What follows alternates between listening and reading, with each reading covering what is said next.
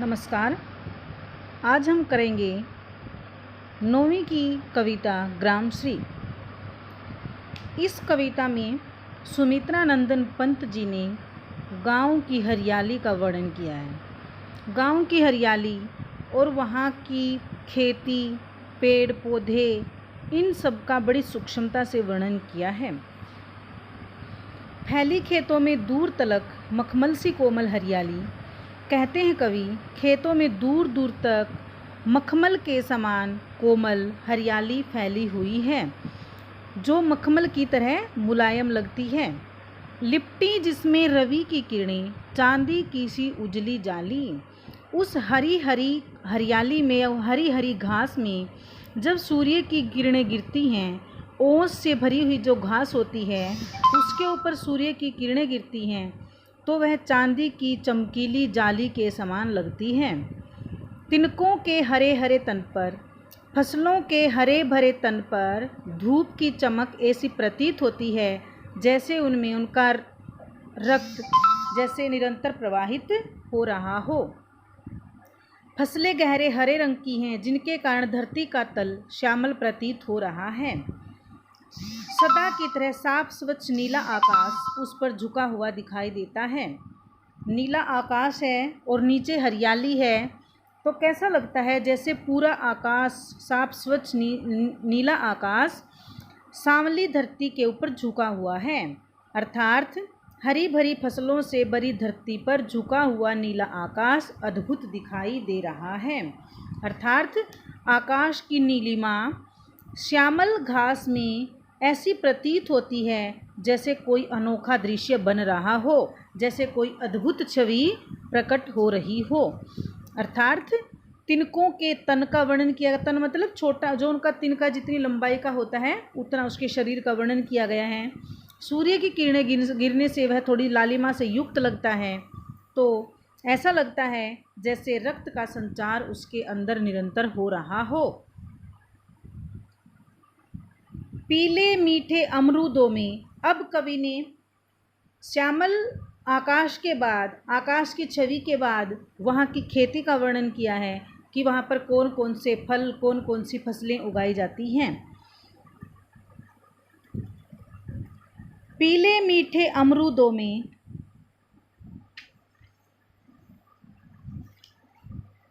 रोमांचित सी लगती वसुधा। अब कवि कहते हैं, गेहूं की खेती का वर्णन आया है। धरती इतनी रमणीय लगती है कब आई जो गेहूं में बाली। जब गेहूं और जौ की फसलों में बालियां आ जाती हैं, तब धरती इतनी रमणीय लगती है, सुंदर लगती है कि चारों तरफ उत्साह की नज़र उठ जाती हैं। चारों तरफ एक नई जोश की भावना पैदा हो जाती है। जब गेहूं और जौ में बालियां आ जाती हैं तो किसानों के मन में एक नया उत्साह संचार करने लगता है कि उनके पास अब नई फसलें आने वाली हैं। अरहर सनई की सोने की किंकणियाँ हैं शोभाशाली। अब इसके बाद वर्णन किया है अरहर की फसलों का और सनई की फसलों का। अरहर की फसलें और सनई की फसलें पकने के बाद जब उनकी बालियां हो जाती हैं तो वो बजने लगती हैं। अर्थात किंकणियाँ हैं शोभाशाली, किंकणियों की तरह वो बजती हैं जब वो पकती हैं। हवा चलने के साथ साथ जब उनमें आवाज़ पैदा होती है तो वो करधनी के समान होती है, जैसे तगड़ी बांध रखी हो। फूली सरसों पीली पीली। अब सरसों की फसल का वर्णन किया गया है, जो चारों तरफ फैली हुई है और पीले रंग की दिखाई दे रही है। लो हरित धरा से झांक रही, नीलम की कली तीसी नीली। अब एक छोटा सा पौधा है नीलम का, वो इतना छोटा है ऐसा लगता है जैसे धरती से झांक रहा हो, अर्थात उसका कद बहुत छोटा होता है।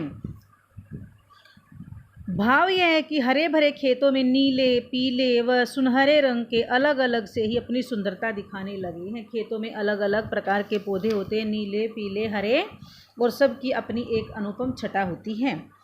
रंग रंग के फूलों में रिलमिल हंस रही सखियाँ मटर खड़ी, मखमली पेटियों सी लटकी, छीमियाँ छिपाए बीज लड़ी। अब वर्णन किया है कवि ने यहाँ पर मटर की बेलें तरह तरह के रंगों के फूलों से मिलकर हंसती मुस्कुराती खड़ी हैं। उनकी हरी भरी फलियां अपने भीतर बीजों की लड़ियों को छिपाकर मखमल की पेटियों की तरह लटकी हुई हैं। बेलों पर लगे रंग बिरंगे फूलों पर रंग बिरंगी तितलियां मंडरा रही हैं। ऐसा प्रतीत होता है फूलों पर फूल गिर रहे हों, जैसे डंठल ही उड़कर डंठलों पर बैठ रहे हों। मतलब रंग बिरंगी ही तितलियां हैं और रंग बिरंगे ही फूल हैं। अब रजत स्वर्ण मंजरियों से लद गई आम्र तरु की डाली। अब वृक्षों का वर्णन किया गया है कि वृक्षों पर सुनहरे रंग की मंजरियां आ गई हैं। आम के वृक्ष की डालियों पर भी सुनहरे रंग की मंजरियां लद गई हैं, अर्थात फल आने से पहले उन पर जो फूल लगते हैं छोटे, उनको मंजरियां बोला जाता है। झर रहे ढाक पीपल के दल, ढाक और पीपल के वृक्षों पर भी पत्ते आ गए हैं। हो उठी कोकिला मतवाली, चारों तरफ इतने आकर्षक सुंदर दृश्य को देखकर कोयल मस्ती से भर उठी है, अर्थात चारों तरफ कोयल के कूकने की आवाज़ आ रही है। महके कटहल मुकुलित जामुन, जंगल में झरबेरी झूली। अब अध खिले जामुन के पेड़ भी शोभा देने लगे हैं। जंगल में बेरी के जो वृक्ष होते हैं उन पर इतने बेर लद गए हैं कि वो भी एक झूले के समान प्रतीत होते हैं। पेड़ों पर आड़ू, नींबू, अनार और झूमने लगे हैं। खेतों में आलू, गोभी, बैंगन और मूली तैयार हो गई हैं, अर्थात इसी ऋतु में जो सब्जियां होती हैं, आलू, गोभी, बैंगन, मूली, ये सब खेतों में तैयार हो जाती हैं और वृक्षों पर आड़ू, नींबू, अनार ये सब लग जाते हैं। तो वृक्ष इन सब फलों और खेतों में ये सारी सब्जियां उग जाती हैं। इन सब का कवि ने बड़े ही रोमांचक ढंग से वर्णन किया है। पीले मीठे अमरूदों में अब लाल लाल चित्तियाँ पड़ी। अमरूदों के जो फल होते हैं वो भी अब पक गए हैं, उनमें चित्तियाँ पड़ गई, मतलब चित्तियाँ पड़ने के बाद अमरूद खाने योग्य हो जाते हैं। पक गए सुनहले मधुर बेर, बेर भी पककर सुनहरे रंग के हो गए हैं। आंवले के वृक्ष भी और उनकी डालियाँ आंवले से लद गई हैं, अर्थात बहुत ज़्यादा आंवले उन पर लग गए हैं। लह लह पालक मह मह धनिया, पालक की फसलें भी लहलाने लगी हैं और धनिये ने भी पूरे खेतों में अपनी खुशबू फैला रखी है। लौकी ओ सेम फली फैली, लौकी की बेलें भी चारों तरफ और सेम की बेलें भी चारों तरफ फैली हुई हैं और उन पर फली आ गई हैं। मखमली टमाटर हुए लाल, खेतों में टमाटर लाल रंग के हो गए हैं, अर्थात अत्यधिक मात्रा में टमाटर लगे हुए हैं। मिर्चों की बड़ी हरी थैली, और वृक्षों पर मिर्चें इतनी अधिक मात्रा में लग गई हैं कि वो एक थैली के समान प्रतीत होती हैं, दिखाई देती हैं।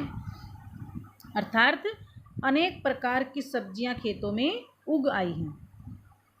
बालू के सांपों से अंकित गंगा की सतरंगी रेती, ऐसा लगता है गंगा के किनारे जो रेत होती है और जब पानी आने जाने से उस रेत पर निशान गिर जाते हैं तो वो ऐसे लगते हैं जैसे सांपों के निशान छप गए हों। सुंदर लगती सरपत छाई, वहाँ फैली घास पात और तिनके अत्यधिक सुंदर लगते हैं। तट पर गंगा के किनारे पर तरबूजों की खेती की जाती है, अर्थात बहुत सारे तरबूज लगे हुए हैं। अंगुली से कंघी से बगुले कलंगी संवारते हैं कोई, वहाँ पर ऐसा लगता है गंगा के किनारे तरबूजों की खेती पर ऐसा लगता है जैसे सफ़ेद बगुले अपने पंजों रूपी कंघी से अपनी कलगी अर्थात अपने बाल संवार रहे हैं।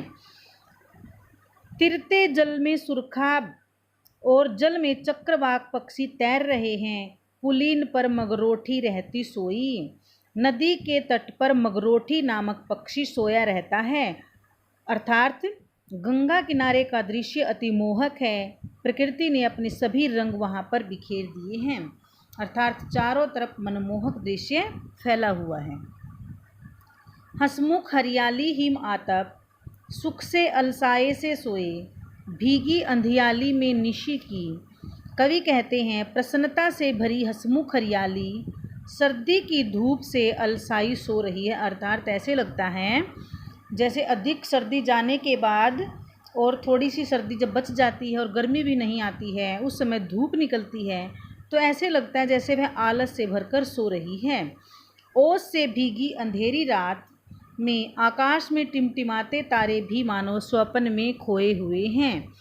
भीगी अंधियाली, जो सर्दी की रातें होती हैं उसमें ओस गिरने लग जाती है, तो रातें कैसी हो जाती हैं? भीगी हुई, ओस से भीगी हुई, तो ऐसे लगते हैं जैसे वो स्वप्न में खोए हुए हैं।